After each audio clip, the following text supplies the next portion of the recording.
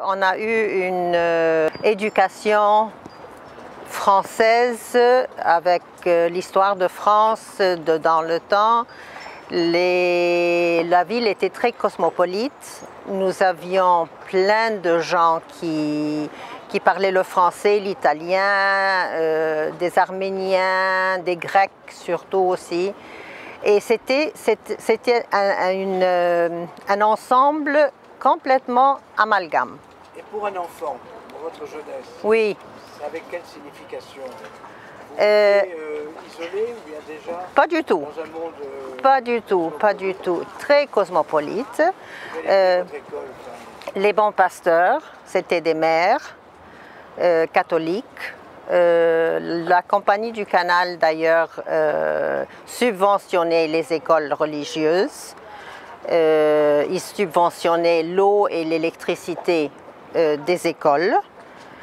Et la plage d'enfants, les clubs du canal, c'était tout le monde. C'est-à-dire, nous avions une enfance et une jeunesse très, très agréables. Frères et sœurs, nous étions 3 filles. Ma maman était canadienne, mon père égyptien. On est venu en Égypte quand j'avais 5 ans. Il y a beaucoup de mariages. Oui, beaucoup, beaucoup. Des Belges, des Scotch, des Anglaises, des Allemandes. Beaucoup de mariages mixtes et naturellement les enfants ont évolué. Vous étiez parfaitement bilingue. Oui, oui. Et puis le français s'y est ajouté parce que, à cause de l'école. Mais anglais et arabe, c'était dans la famille, naturellement, dans la rue et à la maison, on parlait l'anglais. Nous habitions au début à Port-Fouad, dans une villa. Et puis, on a déménagé, on a été à Port-Saïd, dans une maison de la compagnie toujours, qui était juste derrière le lycée.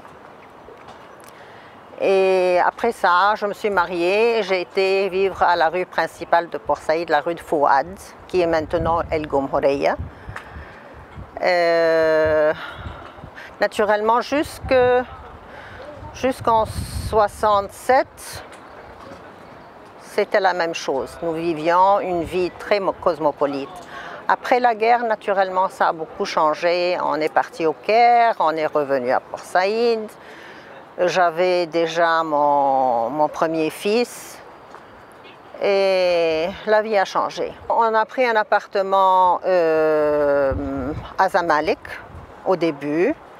C'était un appartement à louer, mais c'était très difficile de prendre des appartements parce que les gens ne voulaient pas louer aux Égyptiens.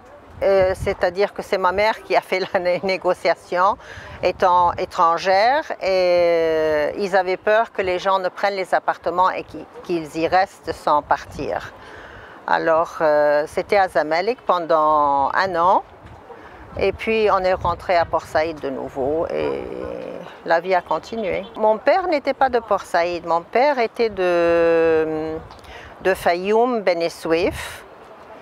Mais mon oncle, Mostafa Aïloui, qui était premier pilote du canal c'est-à-dire après la nationalisation, il a dit à son frère, nous habitions en Amérique, il lui a dit viens en Égypte, travaille dans la compagnie du canal, et on est venu en 52, juste avant la Révolution. Juste avant la Révolution. Mais c'était très bien. Et naturellement, en venant en Égypte, il y avait toujours le Semiramis du Caire, l'ancien, qui était extraordinaire. C'était la place la plus connue au Caire. Et on est venu la première fois naturellement voyant le Nil et les chameaux sur les rues et tout ça, c'était très spécial pour moi comme enfant. Et ma sœur, elle avait 2 ans, Donc elle ne se rappelait pas de tout ça, mais moi ça m'a beaucoup impressionné, la route du canal en allant à Port Saïd pour la première fois, et la route qui prenait le côté du Nil. C'est la branche du Nil qui allait jusqu'à Port Saïd. Là alors il y avait comment on appelle ça, les peupliers, les arbres qui vont dans l'eau comme ça. Et c'était la première fois que je voyais ça. Je me rappelle très bien parce que ça m'avait impressionné. Et puis naturellement les bédouines, les fellahines qui marchaient dans la rue avec les animaux. Et à Port Saïd, mes parents avaient un groupe assez grand de personnes, mais pas spécialement des Américains. Il y avait le consulat américain à Port Saïd. Et là, il y avait le consul, le vice-consul, tout ceci, c'était des amis à mes parents. Il y avait toujours des cocktails dans l'emplacement du consul américain qui est sur le canal, la Maison Blanche là. Mais américains, à part ceux du consulat, je ne connaissais pas. Il y avait des mariages mixtes toujours, des enfants des Américaines avec Égyptiens, Anglais et ainsi de suite. J'ai mon oncle, naturellement, mon oncle Mostafa qui travaillait sur les bateaux. Tous les pilotes prenaient des bateaux de Port Saïd jusqu'à ou bien Kantara ou bien les lacs et puis ils repartaient. C'est-à-dire ils avaient comment on appelle ça, des étapes. Et après la nationalisation, naturellement, ça a changé parce que tous les pilotes européens étaient partis. Il n'y avait que quelques Grecs et les Égyptiens. Et à ce moment-là, mon oncle, il a fait des navettes tout le canal et il revenait sur un autre bateau pour ne pas avoir de gap entre les bateaux et les pilotes n'étaient pas tellement nombreux. Et ça a marché jusqu'à un certain temps et puis ils ont pris des pilotes nouveaux, mais c'était pas la même chose. C'était pas la même chose. Lui, il a travaillé jusqu'à ce qu'il a eu une embolie parce qu'il ne dormait presque pas. Quand il y a eu la première partie de 56, quand il y a eu les tripartates, on a téléphoné à ma mère, le consulat canadien et américain, ils ont dit si vous voulez partir, il y a les bateaux qui partent et vous prenez les enfants et vous partez. Ma maman, elle a dit non, je reste avec mon mari et on reste en Égypte et on est resté. C'est-à-dire c'était un moment qui était assez difficile, mais on a dû naturellement déménager, on a été resté chez des gens. Il y avait un appartement des amis où nous étions 75 personnes dans 6 chambres à cause de la descente sur la plage et les Anglais et les Français qui descendaient à Raswa, la rentrée de Port Saïd. Mais c'est passé, c'est passé. C'était difficile. Mon père a joué un rôle dans l'empêchement des navires de rentrer dans le canal. Et c'est lui qui a fait, comment dit-on, couler les bateaux, oui. Et il avait pris les cartes, tout ça, les dessins, et il partait pour Ismailia et il a été, il y avait déjà des soldats sur les pétroliers à la sortie de Port Saïd et il a été touché, il a pris une balle et le monsieur qui était avec lui, qui était un officier égyptien, il est mort. Après ça, il était à l'hôpital et puis il essayait de partir, mais il ne pouvait pas. Et puis il y a eu la descente des Américains, enfin la flotte américaine qui est venue devant le canal, devant la mer. Et les soldats sont partis. Après la Deuxième Guerre, c'est-à-dire après 66-67, nous étions partis de Port Saïd en 69. J'avais déjà mes 2 fils et on est venu à Maadi, on est resté chez mes parents pendant un certain temps et puis après ça on est parti en Allemagne. Et c'est là que j'ai vraiment commencé parce que je travaillais avec mon mari dans le bureau. Il a un bureau d'électronique et d'exportation. Et je travaillais avec lui, je faisais les rapports des ingénieurs et tout ça. Mais après ça, on est parti en Allemagne. J'ai travaillé à la banque, j'ai travaillé à la Deutsche Bank comme foreign correspondent. Et puis, j'ai commencé à travailler dans des lignes d'aviation. Et j'ai fait toute la gamme des ticketing et des réservations et tout ça. Et en rentrant en Égypte, j'ai fait un bureau à moi, privé, qui faisait de l'exportation, de l'importation et certaines affaires avec les compagnies électroniques. Et voilà. Il y avait un pâtissier qui était très connu à Port Saïd, c'était Gianola, qui existe encore. Mais l'emplacement était tellement chaud et agréable, les familles se rencontraient naturellement là-bas. La jeunesse avait une place spéciale où ils restaient avec une table ronde. Les gens de Port Saïd, tous naturellement, ils se connaissaient très bien. Les hommes allaient chez Gianola prendre leur café le matin. Il y avait naturellement des gens avec des tarbouches et avec leurs SWATs. Nous avions naturellement plein d'amis à mes parents qui étaient assis là et on ne s'arrêtait pas de saluer les gens, de dire bonjour et bonsoir à tous les coins. Et on allait à la plage d'enfants et au club on faisait du sailfish, on faisait naturellement de la natation. On jouait au tennis, moi et mes sœurs et mes amis, tout le monde en allait au club, on jouait au tennis.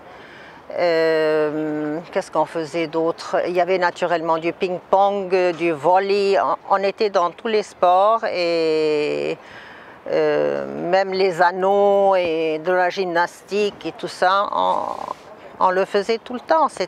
Il n'y avait rien de... On ne sentait pas qu'il y avait une différence entre les garçons et les filles. C'était une vie moderne déjà. Oui, très très moderne, très moderne. Est-ce que c'était le cas dans les autres villes, Alexandrie, au Caire? Alexandrie, oui. Alexandrie, oui. Le Caire, dans une certaine société naturellement, dans un standard un peu plus élevé, mais... En général, oui, ce que j'ai vu et les amis que je connaissais, les parents, tout ça. Qu'est-ce que vous lisiez? Il y avait des revues, des bandes dessinées? Et il y avait des bandes dessinées, je connais tous les bouquins de Tintin, naturellement. Même mes enfants, ils avaient tous ces Tintins. Tintin descend à Port Saïd? Oui. Tintin descend à Port Saïd et il était connu par toute la jeunesse en Égypte. Enfin, ceux surtout qui connaissaient le français, et il y avait plein d'écoles françaises pour les garçons et pour les filles. Maintenant, les bons pasteurs qui étaient exclusivement filles quand j'étais à l'école, maintenant, c'est une école qui enseigne aux garçons et aux filles. Ils prennent des deux. Ma cousine était au Sacré-Cœur, à Ismailia avait le Saint-Vincent. Il y avait des écoles françaises partout et je ne connaissais personne qui ne savait pas parler le français. Et quelles étaient les chansons qu'on chantait à l'époque? Oh là là! C'était Bouloudji déjà ou quoi? Il y avait Johnny Holiday et sa femme. Et après ça, naturellement, il y avait les Bee Gees, mais je ne me rappelle pas de tous les noms, mais naturellement. Et puis il y avait à la radio, il y avait Sherif Allah qui faisait, comment on appelait ça? Il y avait la station pour le français, 1 heure, et puis il y avait le grec, il y avait l'anglais, il y avait l'italien. On écoutait le tout. Semsemeya, je l'ai connu plus âgé, quand j'étais déjà mariée et qu'il y avait des fêtes sociales avec les NGOs. Mais autrement, je ne l'avais pas connu. Moi, je ne l'avais jamais vu, à part plus tard. Mais étant petite, non, je ne me rappelle pas du tout de la Semsemeya. Quoique Port Saïd est connu pour la Semsemeya. Et il y a un incident, par exemple, mon père, il était responsable de l'équipe de football du canal de Suez à Port Saïd. Et quand on gagnait un match, on faisait venir la Semsemeya à la maison et tout le monde, tous de l'équipe dansait et s'amusait. Ça, mais j'étais beaucoup plus âgée déjà. Je sais que la Semsemeya, c'est un instrument de musique qui est typique de la ville de Port Saïd et plus tard de Suez. C'était quelque chose que les pêcheurs avaient pris en main quand ils étaient en mer. La nourriture à Port Saïd, naturellement, il y avait beaucoup de poissons, diverses façons, et les Port-Saïdiens sont connus pour leur façon de faire cuire les poissons spéciales. On mangeait de tout naturellement, mais je vous raconte une petite histoire qui est arrivée quand nous sommes juste arrivés en Égypte. J'étais petite fille. Et on avait un cuisinier et c'était le premier jour de la fête après le Ramadan. Et mon père avait commandé quelque chose qui s'appelle de la feta. La feta, c'est du pain et du riz et c'est fait avec une soupe de viande et la viande est dessus. Et ma mère, naturellement, ne connaissant pas cette façon de cuire, elle a vu sur la table un plat avec du riz et du pain et de la viande dessus. Et elle a dit au cuisinier, elle a dit, mais qu'est-ce que tu as fait? Tu as mis le manger pour le chien ici sur la table?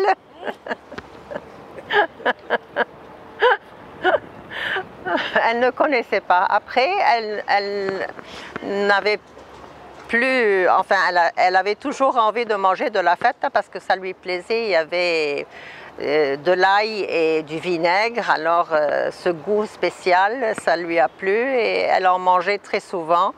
Mais au début, elle a cru que c'était pour le chien. La plupart du temps, j'allais de Port Saïd à Port Fouad au club avec un petit launch, un petit bateau. On rentrait par la douane, on prenait le lunch, on passait de l'autre côté, on pouvait aller faire une promenade, on pouvait marcher entre les bateaux et tout ça. C'était pas difficile. Mais c'était pas naturellement, il fallait avoir un permis. Mon mari avait un permis, mon père avait un permis, alors c'était plus facile. Quelle était la marque de vos voitures? Ford. Mon père avait un Buick, on avait Chevrolet, plus tard mais américains, oui. Et après ça, on avait des Mercedes et des voitures européennes. Mais avant, c'était à Port Saïd surtout, il y avait des voitures, beaucoup de voitures américaines. Beaucoup de voitures américaines. Et dans le temps, il y a quelqu'un qui m'a raconté récemment, c'était un officier de la marine. Il m'a dit, quand j'avais 21 ans, j'ai acheté une voiture, un grand Chevrolet, à 150 livres. Donc, c'était dans les années 50 peut-être, ou quelque chose comme ça. J'ai un souvenir excellent de ma jeunesse de Port Saïd. Et d'ailleurs, tous les amis qui sont partis en France, au Canada, en Italie, en Suisse, en Belgique, on communique toujours ensemble et ils ont des souvenirs excellents. Ils voudraient revenir demain si c'était possible. Je me rappelle qu'à l'âge de 10 ans, j'avais une copine française. On était à l'école ensemble. Elle s'appelait Michel Mast. Et son père travaillait au gaz liquide. Et malheureusement, en 1956, à la fin de l'année, elle devait partir. Les Français partaient tous. Et je me rappelle qu'elle est venue rester avec moi pendant une semaine, coucher chez moi pour faire nos adieux. Et on est sorti un jour et on est revenu un peu plus tard. On était à 10 minutes de retard le soir et mon père nous a punis. Et on a dû rester à la maison le restant de la semaine. Alors on sortait au balcon, on revenait, on restait au balcon le soir. Je me rappelle notre dîner préféré, c'était du pain baguette avec du beurre et comment on appelle ça, halawa. Et elle est restée avec moi et le jour qu'elle est partie, ma mère est venue le soir chez moi dans la chambre tellement je sanglotais qu'elle m'a entendue dans sa chambre. Elle m'a dit naturellement, la vie continue, et c'est comme ça, on vit, on se sépare et tout ça. Après 20 ans, mon mari me dit, j'ai quelqu'un qui est venu demander après mon cousin. Son cousin était le fils de Ahmed Morsi, qui était, je ne sais pas comment on appelle ça, gouverneur, enfin pas gouverneur, mais chef de la police de Port Saïd. C'est un monsieur qui s'appelle Jean Mast et il cherche Salah. J'ai dit Jean Mast.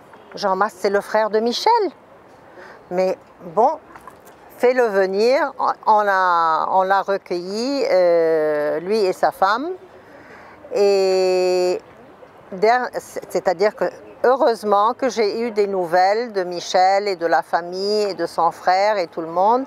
Et on est resté en contact après ça, parce qu'au début, il n'y avait pas les contacts faciles comme maintenant. Mais maintenant, on se contacte sur le WhatsApp et c'est très bien. Moi, j'aime toujours avoir les contacts avec tout le monde, avec tous les amis. Je n'aime pas couper avec quelqu'un et je cherche toujours. Même sur le WhatsApp, je cherche les noms qui me sonnent dans l'oreille et je regarde dans la natation ou la ville de naissance. Et si je trouve Port Saïd, je les contacte tout de suite et je les ramène dans le groupe des Port Saïdiens. Et c'est quelque chose le monde est devenu tellement petit. Et ça encore, ça nous aide à garder les amis et à rester en contact avec tout le monde. Et quand je me suis mariée au début, mes parents sont partis à Ismailia, où mon père était transféré.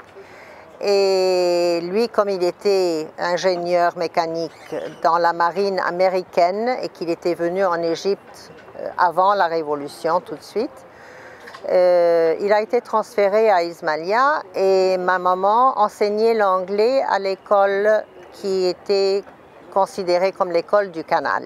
C'était l'école Amoun. Ma sœur jouait parce qu'on m'avait demandé sur le sport et les filles et tout ça. Ma sœur jouait dans le team des filles de handball. Et je me rappelle, j'ai assisté à un match. Elle jouait avec les filles de Ahli. Et quand elle jouait, il y avait une des jeunes filles qui était du groupe qui l'a bousculée tout le temps. Parce que ma sœur est petite de taille et elle lui donnait tout le temps des coups de coude. Alors, à la fin, elle en a eu marre et le referee ne s'occupait pas. Il ne faisait pas il ne disait rien. Il l'a laissé être bousculée comme ça. Alors, en fin de compte, elle s'est énervée, elle s'est retournée, elle a pris la fille par le cou et lui a donné des coups de poing, ce qui en fait a fait qu'elle a dû sortir, naturellement, le ref. Mais elle m'a dit, comme ça ou comme ça, il ne voyait pas qu'on était frappé. Maintenant, j'ai pris ma part de ma revanche. Mon oncle habitait Ismailia. Alors on faisait toujours la navette avec mon père. Je me rappelle une fois, on a été le soir et naturellement dans le canal, en allant vers Ismailia, il y avait le convoi qui venait vers Port Saïd. Et les bateaux avaient les grands phares et la route était impossible de conduire dessus. Moi j'étais assise derrière, j'avais une frousse bleue, parce que je ne voyais rien devant et je me demandais comment mon père conduisait. Ça, c'était pénible, c'était pénible. Mais il n'y avait qu'une seule route qui faisait le canal et c'était celle des pilotes qui allaient et venaient. Alors, on faisait cette route, mais on allait à Ismailia très souvent, très souvent. Voir mon oncle visiter mes cousines, aller jouer au tennis, il y avait des compétitions. C'était formidable. Nous avons été une fois passer le Cham Ben-Nessim, c'était le jour du printemps, et à Kantara. C'était dans une ferme à Kantara sur le canal. Et en marchant dans les champs, j'ai découvert une pièce en argent d'Alexandrie, Alexander. Hein? Et j'ai fait faire une médaille à mon mari avec. Mais comment c'était venu à Kantara, dans le sable, dans le terrain, une pièce d'Alexandre. Formidable, hein? Formidable. Qui sait comment c'était? La plage de Port-Fouad était... Non, malheureusement, elle n'existe plus. La plage de Port-Fouad, c'était une partie de la Côte d'Azur. Les sables blancs, la rentrée dans la mer très facile, les dauphins venaient nager autour de nous. Il y avait 2 pontoirs et puis il y avait un petit, comment on appelle ça, appontement en montée dessus, c'est-à-dire au milieu de la mer. Et souvent on était dessus et les dauphins tournaient autour, ils faisaient de la danse, ils montaient, ils tombaient. Là, la plage d'enfants, c'était une place fantastique, fantastique et très cosmopolite. On avait un monsieur qui restait à la porte, il s'appelait Monsieur Michel. C'était le directeur de la plage et il ne faisait rentrer personne qu'il ne connaissait pas. Il portait des lunettes grosses comme je ne sais quoi et on avait tous peur de lui. Il nous donnait la frousse. Et puis un jour je suis venue et j'ai dit je vais prendre une amie, mais c'était une fille qui était fille d'ouvrier. Et les ouvriers avaient leur plage spéciale. Il a repéré. Il m'a dit non, elle ne rentre pas ici, elle rentre là-bas chez les ouvriers. Impossible de la faire. Mais monsieur Michel, mais rien à faire. Il n'a pas voulu. Il gardait ses règles très strictes. Ils ont détruit cette plage malheureusement par bêtise. parce qu'il y avait dans le canal des îlots où les bateaux mettaient enfin des choses qu'ils jetaient ou des choses qu'ils ne voulaient plus, des échanges de bateaux, de mécanique, de choses comme ça. Et quand ils ont voulu élargir la rentrée du canal, ils ont détruit ces îlots et ils les ont pris en sortie de la mer et ils les ont jetés dans la mer. Et tout ça est revenu sur la plage. Donc, plus de plage. Mais il y avait plus, maintenant c'est des terrains, ils ont fait une nouvelle plage, mais pas du tout comme l'ancienne. Pas du tout comme l'ancienne. Il y avait un petit bar, il y avait un restaurant, il y avait des vestiaires de filles, des vestiaires pour les hommes, du ping-pong, il y avait quoi encore? Il y avait de la gymnastique, des places pour la gymnastique. Parti. Par bêtise, parce que c'était pas intentionné. Mais par bêtise, ça a été complètement détruit par la boue et les pierres des îlots.